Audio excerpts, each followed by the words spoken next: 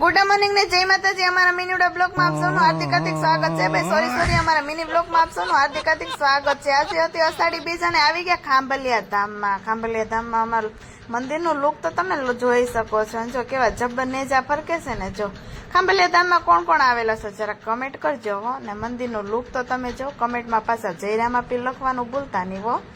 કેવું છે જો મોરલા તો કેવા ટહુકા કરે ઉપર તો તમે જોઈ શકો।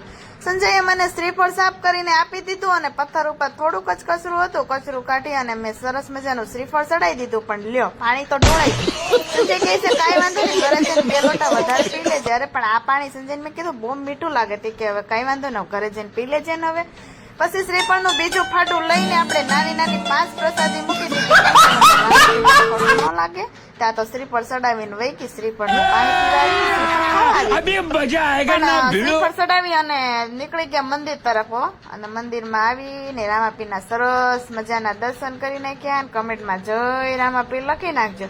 રામાપીરના દર્શન કરીને મંદિરની પાછળ આવી ગયા, નાની એવી ક્લિપ શૂટ કરી નાખી। અરે પબ્લિકની ટ્રાફિક જોતા તો એમ લાગતું હતું ઓહો અહીંયા તો આવડ્યું આ રીલું શૂટ કરવા આવ્યું છે કે મંદિરના દર્શન કરવા આવ્યા છે। અરે મંદિરના ને ભાઈ સોરી આ રામાપીરના દર્શન કરવા આવ્યા। Like share subscribe